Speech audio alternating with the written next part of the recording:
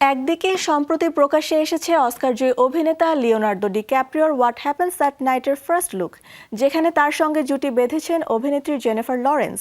অন্যদিকে 2 দশক পর আবারও নির্মাতা পিটার জ্যাকসনের আঙিনায় ফিরছেন টাইটানিক খ্যাত অস্কারজয়ী অভিনেত্রী কেট উইন্সলেট। 2 সিনেমার আদ্যোপান্ত নিয়ে এবারের প্রতিবেদন। মার্টিন স্করসেজের পরিচালনায় পর্দায় আসছেন অস্কারজয়ী অভিনেতা Leonardo DiCaprio. Psychological horror cinema what happens at night নিয়ে আসছেন হলিউডের 2 আইকন।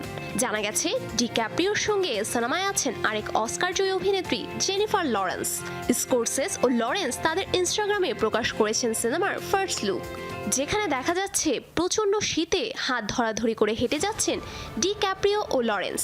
সিনেমায় স্বামী স্ত্রীর চরিত্রে অভিনয় করেছেন তারা। তাদের সম্পর্ক ঘিরেই আবর্তিত হয়েছে সিনেমার কাহিনী। অনেকের মতেই এটি স্করসেজ ও ডিক্যাপ্রিওর 2010 সালে psychological thriller cinema shutter island ঘরানার। চলতি বছর ফেব্রুয়ারিতে শুরু হয়েছে সিনেমার শুটিং। ধারণা করা হচ্ছে বছরের শেষ দিকে মুক্তি পাবে what happens at night. DiCaprio, Lawrence ছাড়াও এই সিনেমায় দেখা যাবে ম্যাডস মিকেলসেন, প্যাট্রিসিয়া ক্লার্কসন ও জ্যারেড হ্যারিসের মতো তারকাদের।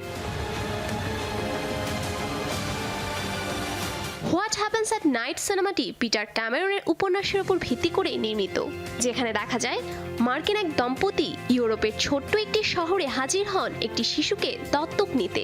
সেখান থেকে শুরু হয় রহস্যে ঘেরা গল্প। এর আগে স্করসেজের সঙ্গে the Aviator, Gangs of New York, the Wolf of Wall Street, Shutter আইল্যান্ডের মতো সিনেমায় কাজ করেছেন ডিক্যাপ্রিও। লরেন্স প্রথমবার কাজ করবেন এই কিংবদন্তি পরিচালকের সঙ্গে। অন্যদিকে 2 দশক পর আবারও নির্মাতা পিটার জ্যাকসনের আঙিনায় ফিরছেন টাইটানিক খ্যাত অস্কারজয়ী অভিনেত্রী কেট উইন্সলেট। তবে এবার কোনো সাধারণ গল্পে নয়, যোগ দিচ্ছেন জে.আর.আর. টলকিনের মহাকাব্যিক দুনিয়া মিডল আর্থে। লর্ড অফ দ্য রিংস সিরিজের নতুন সিনেমা the Lord of the Rings the Hunt for গোলামে প্রধান নারী চরিত্রে দেখা যাবে তাকে। দীর্ঘ 20 বছর পর বড় পর্দায় ফিরছে এই ফ্র্যাঞ্চাইজি, জানিয়ে বিশ্বজুড়ে ভক্তদের মধ্যে বিরাজ করছে তুমুল উন্মাদনা। জানা গেছে সিনেমাটি পরিচালনা করবেন অ্যান্ডি সার্কিস, প্রযোজনায় থাকছেন পিটার জ্যাকসন। এতে কেট উইন্সলেট ছাড়াও দেখা যাবে পুরনো জনপ্রিয় মুখদের।